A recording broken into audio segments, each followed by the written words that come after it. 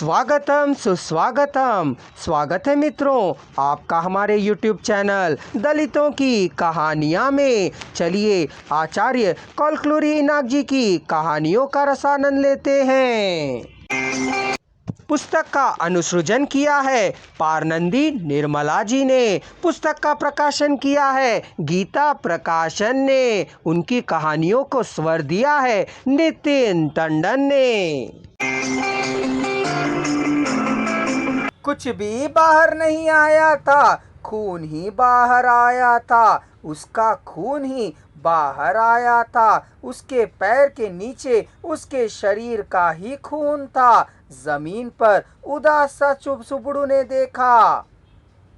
खाट की खींटी को पकड़कर जमीन पर फिर जोर से मारा। बस क्या था, झुंड के झुंडा गिरने लगे थे। हाथ के नीचे पैरों के नीचे चूं चा किए बगैर मरे जा रहे थे। सुबड़ू को आश्चर्य हो रहा था।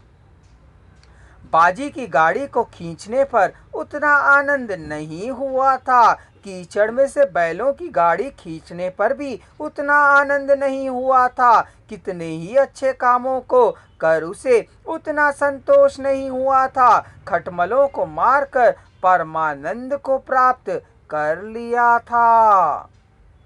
पहले बड़े बड़े खटमल झुंड गए थे। छोटे छोटे खटमल खटिया को पकड़कर छोड़ नहीं रहे थे। उसने उन्हें खटिया में ही मार डाला। छोटे खटमल और अंडे भी थे। सीखों से उन्हें निकाल निकाल कर उसने मारा। पायों के तंग जगहों में, पट्टियों की दरारों में, सुतली के तहों में जो खटमल मिले थे उन्हें जहां का तहां ही मार दिया था। इससे भी उसका शक नहीं गया। उसने गर्म पानी लाकर उन छेदों, दरारों और तंग स्थानों पर डालना शुरू किया। झुंड के झुंड खटमल गिरने लगे थे। मरने वाले मर ही रहे थे। जीवित खटमलों को वह मार डाल रहा था। अब जब उसे पक्का विश्वास हो गया था कि खटिया में खटमल नहीं है, तब उसे पीठ के बिल गिराकर देखने लगा था। खटमल को मारना, दुष्ट को दंड देना और अपनी रक्षा करना शिष्टजन की रक्षा करना है। दरअसल विष्णु ने क्यों उतने सारे अवतारों को लिया था? सुबड़ू ने सोचा कि विष्णु ने उसको आक्रमित किया है। पोलेरम्मा एक ग्राम देवी की यात्रा में आह्वानित हुए गणाचारी की तरह झूमते हुए जो भी खटमल दिखाई दे उसे मारता चला जा रहा था।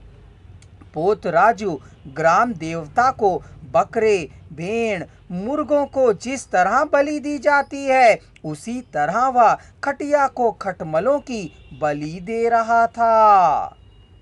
गांव में चोरी होने पर सुबड़ू को पकड़कर ले जाना साधारण बात हो गई थी। यदि पुलिस को लगा कि सुबड़ू को पकड़ना ठीक नहीं है, तो उसे 2 दिन रखकर छोड़ दिया करते थे।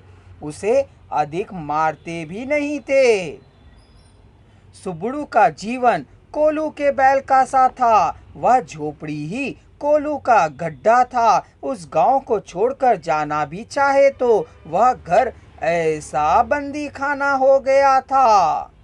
घर गया तो गया, चल निकलो कह सोचने पर दादा ने एक बार बतलाया था, चाहे जहां भी जाओ मनुष्य ही मिलेंगे। इस गांव में ही ना रह सकने वाले किसी और जगह भला क्या रह पाओगे? जीना हो तो यहीं जियो, मरना हो तो यहीं मरो। उसके बाद से गांव छोड़ जाने का प्रयत्न सुबड़ू ने नहीं किया। उसे चोर बनाकर चोरी का काम कर रहे लोग कौन हैं कह 10-15 लोगों से उसने पूछताछ की।